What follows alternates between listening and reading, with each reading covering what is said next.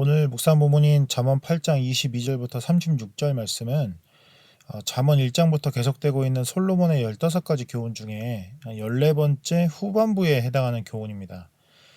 지혜가 만세 전부터 태초부터 존재해 왔고 온 천지 만물이 지혜에 의해서 창조되었음을 이제 지혜 스스로 설명하고 있어요.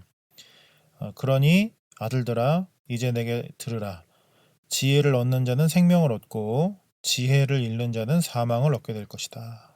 이게 오늘 본문의 내용입니다.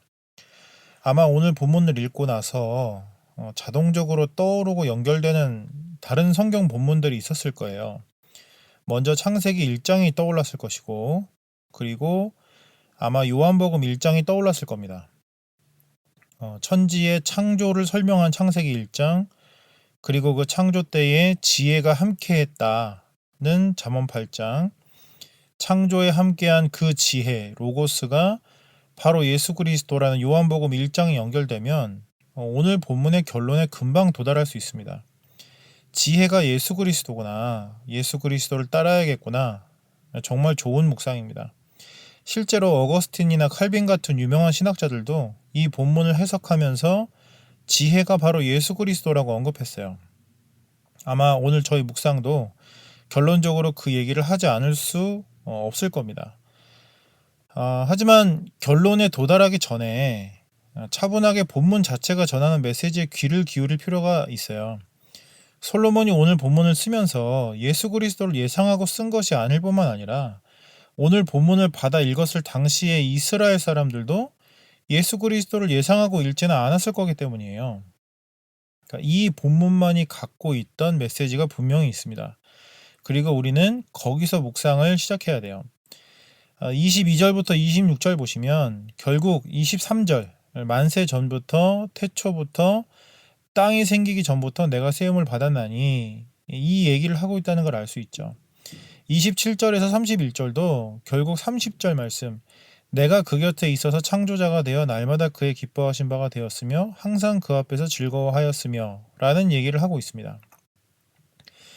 지혜는 만세전부터 존재했으며 천지를 창조한 창조자다.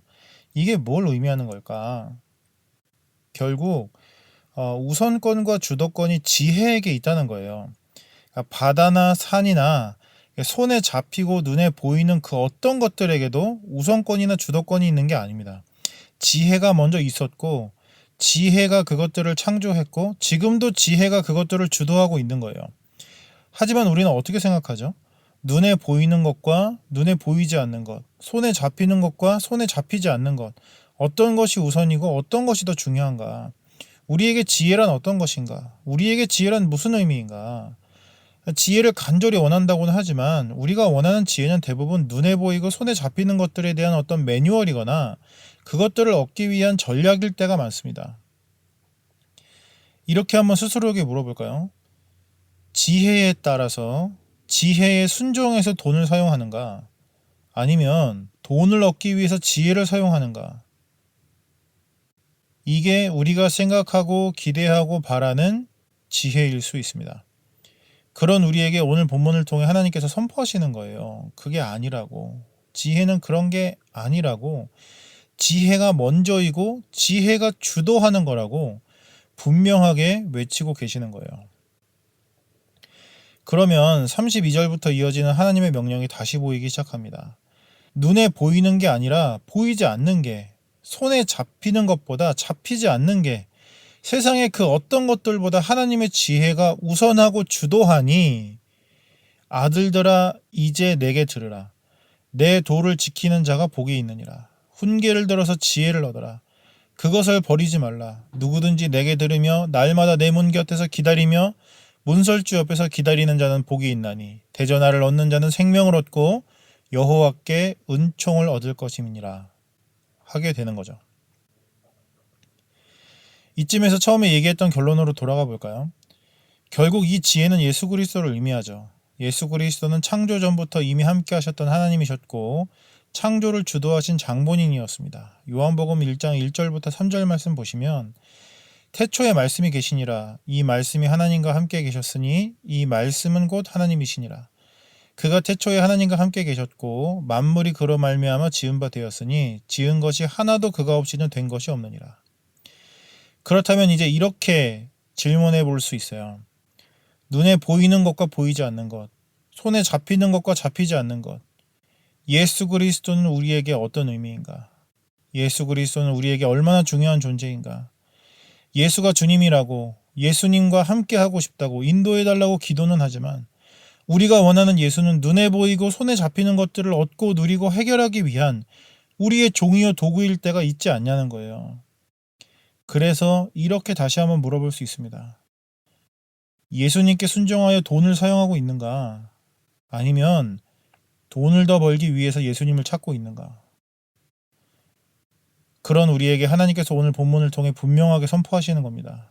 그게 아니라고, 예수가 먼저라고, 예수가 주도한다고, 그래서 예수께 듣는 자, 그 도를 지키는 자가 복이 있다고, 그의 말씀을 들어서 지혜를 들으라고, 그래서 예수를 얻는 자는 생명을 얻고 여호와께 은총을 얻는 거라고 소리치고 계시는 거예요. 마지막으로 이 말씀까지 한번 읽어보는 게 좋겠습니다. 히브리서 11장 1절부터 3절. 믿음은 바라는 것들의 실성이요 보이지 않는 것들의 증거니 선진들이 이로써 증거를 얻었느니라. 믿음으로 모든 세계가 하나님의 말씀으로 지어진 줄을 우리가 아나니 보이는 것은 나타난 것으로 말미암아 된 것이 아니니라. 이게 믿음입니다. 보이는 세계가 아니라 보이지 않는 예수의 우선권과 주도권을 알고 믿고 순종하는 것. 그게 바로 오늘 그리스도인으로서 우리가 가져야 하는 믿음이라는 거예요. 오늘도 눈에 보이는 세상, 손에 잡히는 유혹들이 우리를 쥐고 흔들겠지만 우리 마음의 광장 한복판에서 소리치시는 지혜의 일갈, 예수 그리스도의 음성을 듣고 그를 따를 수 있는 우리 모두가 되기를 진심으로 소망합니다.